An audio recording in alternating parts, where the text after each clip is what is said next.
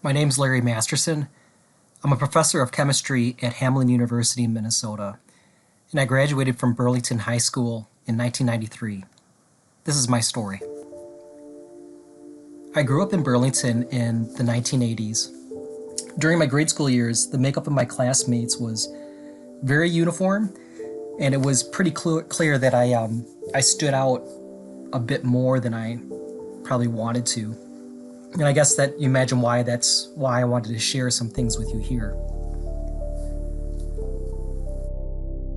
But sticking out back then, it really made things difficult in a lot of different ways.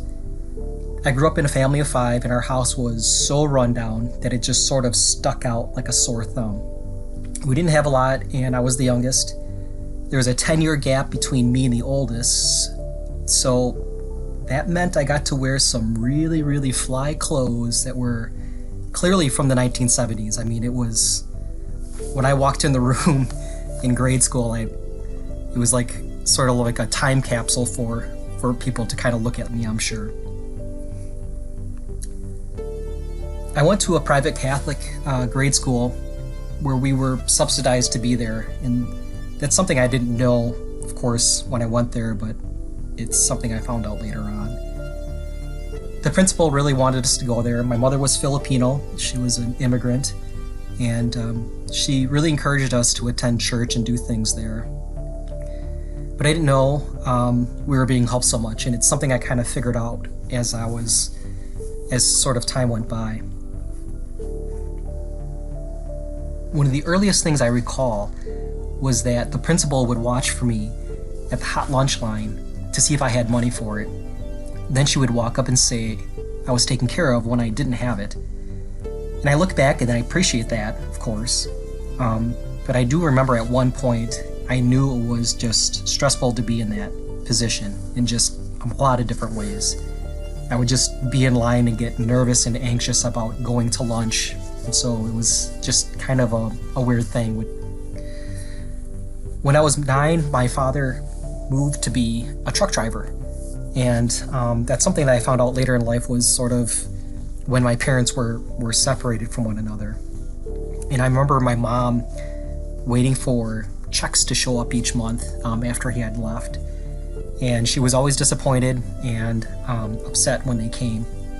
And I remember there was a couple times when I was standing there when she opened up the mail and looked at those checks, and I remember seeing checks written out for like $23 or $34 and some change. So it made sense why, of course, she would cry about that and was really stressed about what was happening. So I mentioned all of that, not because of the need for pity or anything.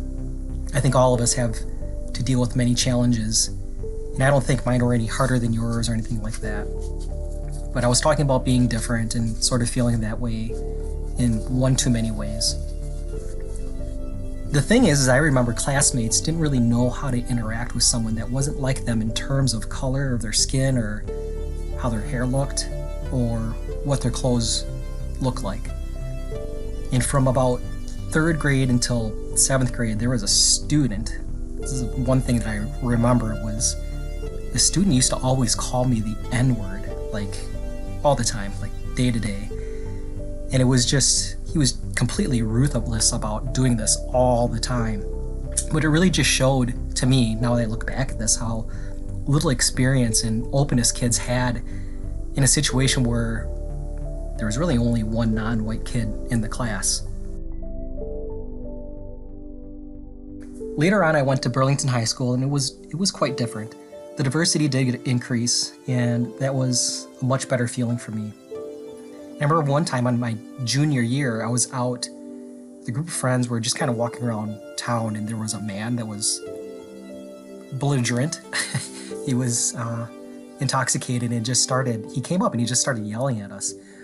And he just randomly turned to me and just said, "And you're effing Oriental, and you shouldn't even be here."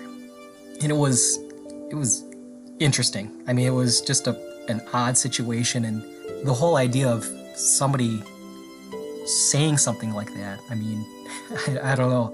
I mean, I guess at least In that case, he got something that was a little bit closer to my ethnicity, but just kind of goes to show how some people can be when they look at somebody different. In some ways, when I left for college, it was one of my missions to understand more about those from minority cultures, and I think it was because I really needed to interact and explore areas that were just, I don't know, feeling a bit missing when I grew up.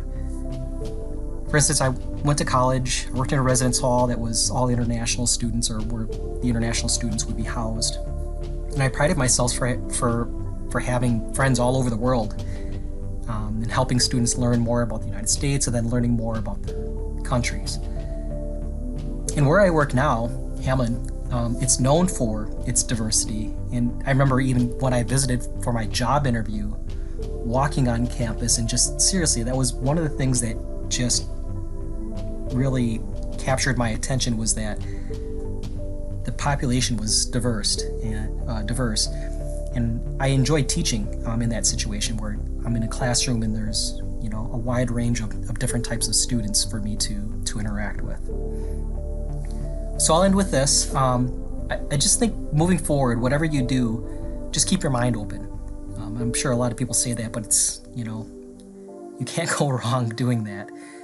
Everyone is walking around, going through life with a lot of stuff happening inside, and it really doesn't matter if you can pick out what's different about others on the outside, or assume color or appearance means anything about who a person is. You'd be surprised. Finding out more about others around you actually does help you understand more about yourself.